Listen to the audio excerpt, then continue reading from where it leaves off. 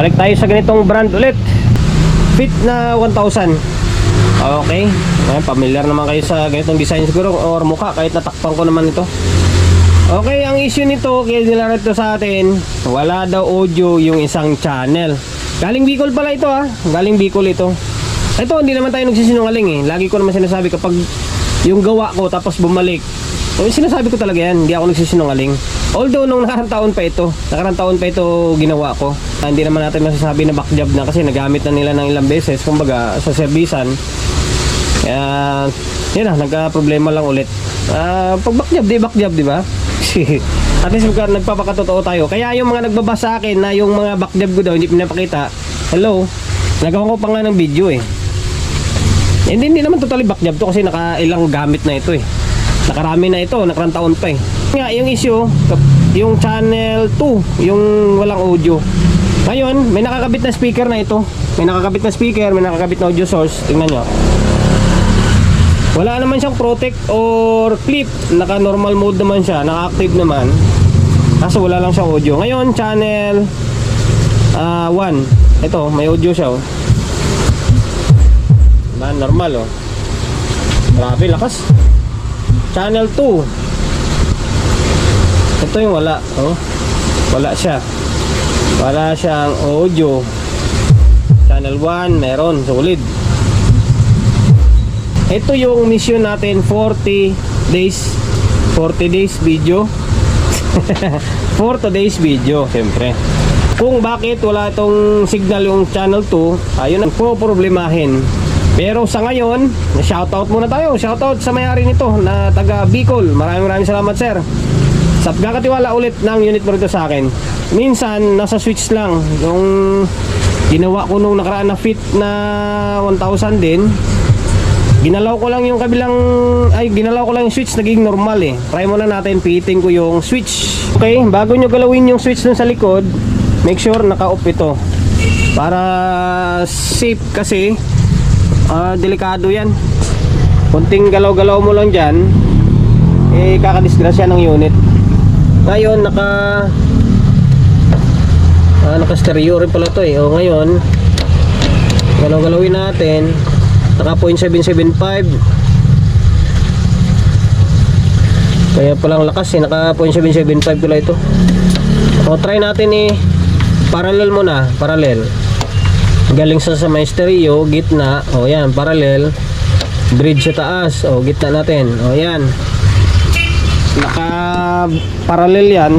Tingnan natin kung may audio siya or wala.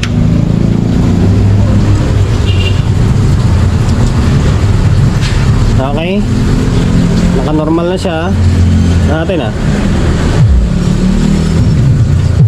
channel 1 meron, channel 2 meron na.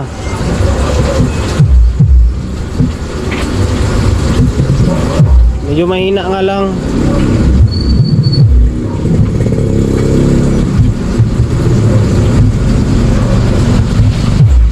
Pares lang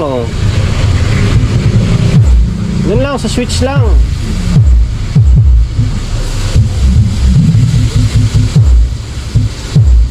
Di ba?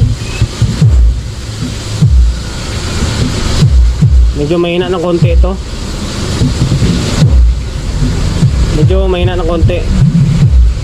Nasa switch lang siguro ito. Ngayon, gagawin natin, baklasin natin, tapos yung switch, tingnan natin kung kaya sa linis, linisan natin. Kung hindi kaya sa linis, palitan natin.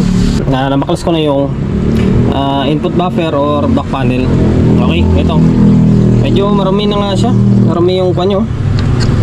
Yung switch niya, hindi pa nakatikim ng langis ito or ng contact cleaner. Gagawin natin dito, mukhang okay pa naman siya Okay pa naman siya. Wala naman ako nakitang kalawang siguro na umido lang ito. Gagawin natin yung pinapanlagay natin na contact cleaner, tapos may halong langis yun. Yun na lang gagamitin natin, tapos linisan muna natin to.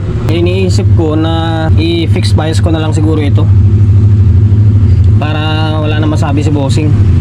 Okay, nalagyan ko na ng contact cleaner. Yan, nilinis ko na.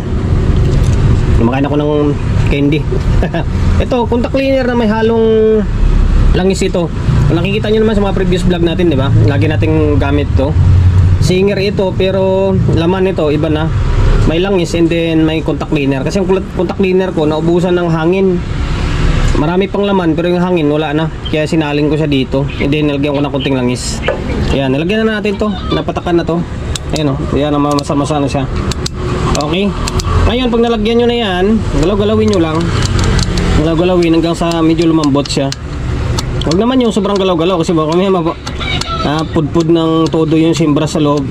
Okay, ngayon balik natin to, tapos testing natin, tsaka pasadahan natin yung pag fix bias nya. Naibalik ko na yung back panel or input buffer natin. Ito, nakatornilyo na to, tinix ko na. Ngayon may nakakabit ulit na speaker ito and then audio input. Source natin is itong cellphone natin na isa.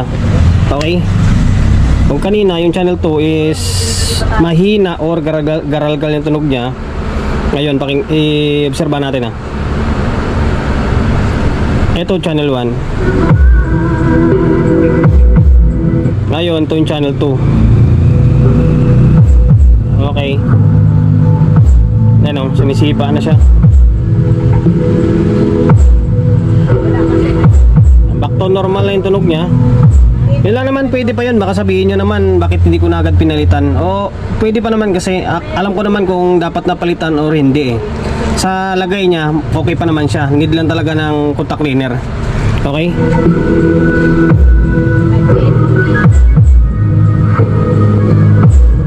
okay, makaka-copyright tayo. Ngayon i-fix bias na lang natin din to para wala na masabi si bossing. Kasi uwi ng Bicol to, baka sunod naman na problema nito is iinit naman siya o tumaas yung bias. Kaya need na natin tong i-fix bias. Okay, sa mga nanonood sa atin kabisado naman nila kung anong value na lalagay natin dito eh. Ngayon baklasin ko isa-isa muna siguro para makumpara natin yung bias nya. Baklas ko na yung channel 1. Channel 1 muna yung binaklas ko, and then yung trimmer nya is ito, linear. Value nito ay 200 ohms, 201, 200 ohms. Dito yan oh. Ngayon, ang ginamit natin ay, ang dating nito kasi parang shorted lang eh. Kapag bumababa yung resistance at bumababa, tumataas yung resistance, nagiging yung bias is tumataas din dito. Halos ang dating nito is close na eh.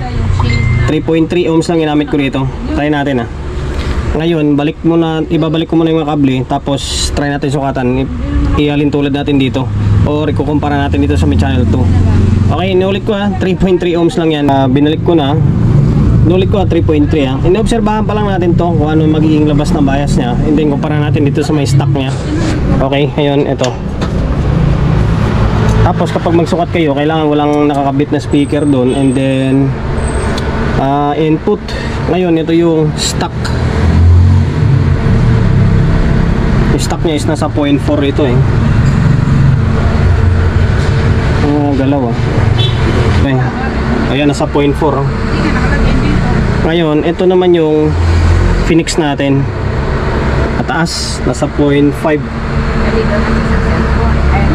Ngayon bawasan pa natin yan. Kapag tinaas mo yan, tataas din yung bias nyan. Ulit na biasing nito eh. Ngayon dahil wala na akong kasunod na bias dyan, yan na yata pinakamababa ko, yung 3.3. Yung 2.2 parang wala akong makuha. Yung value nito ay yung resistance nito kapag i-tester mo to, halos short na lang. Halos short na lang yung tester nito. Although pakita ko nga sa inyo. Ito, magkasama itong dalawang ilalim. Dalawang ilalim dito. Tapos ito, tingnan nyo. Short to. Diba? Halos shorted na lang. Tester ko. Pag short natin, diba? Kaya ang nangyari dyan, kapag tumaas lang yung resistance nya, magtataas din yung bias nya. Ibig sabihin, yung linya rito is halos shorted lang. Ngayon, nilagay natin is nasa 1 ohm na lang. Okay, ganito magiging labasan. Balik ko yung kable. Binalik ko na yung kable. Ngayon, sukatan natin Kumpara natin sa may isang side. Kung isipin mo lang, no, bakit naglagay pa ng ganito na pwede naman kung sakaling ipag-short na lang. Diba? Okay? Oh. Normal. Kaya pag umiinit ng todo yan, yung bias niyan iba na. Okay, halos na sa 0.4 dito. Oh, pares lang, oh.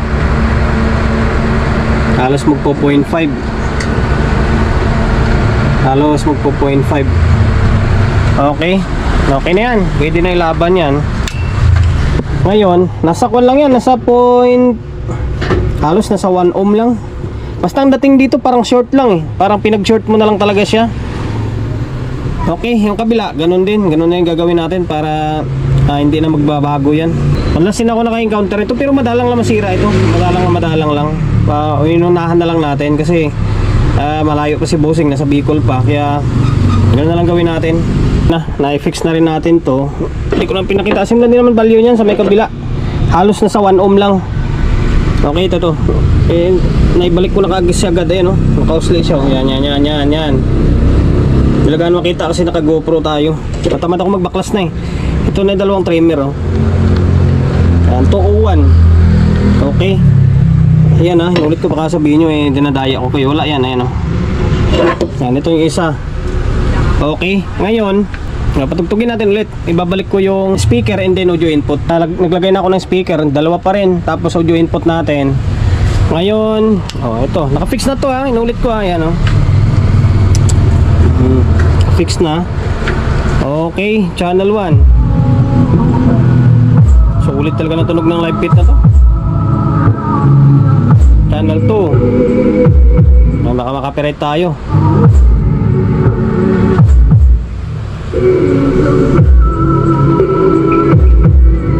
Okay, hanggang dito na lang. Sana nakapagbigay idea tayo sa mga kapwa natin technician na medyo bago-baguhan lang syempre. Sa mga master, tawanan lang nila yung ganito klaseng content. And then, ilang maibigay ko na tip dyan sa mga kapwa natin technician, sa mga kapwa natin owner ng mayari ng mga power amp is kung maari, tirahin nyo ng contact cleaner o langis yung mga switch nyo para hindi siya may stuck, di ba? Okay, sir from Bicol. Bali, okay na tong unit mo. Maraming salamat sa pagkakatiwala mo ng unit mo ulit sa akin. Kulang na lang dito is tornilyo and then compressor na lang, linis na lang konti. Ayan, promotion bago tayo magtapos si pre-shop natin. Solid G Electronics Repair Shop, 61 Don Julio Gregorio Street, sa Uyo Road, sa Uyo, Quezon City. Social media pages natin, so hindi pa nakapag-follow, paki-follow and then syempre paki-share ng video natin sa my Facebook, YouTube channel. So hindi pa nakapag-subscribe, paki-subscribe, like, share and then syempre paki-hit ng bell button sa gilid para updated ka sa mga susunod na video na i-upload ko. Ingat, God bless and then peace atin lahat.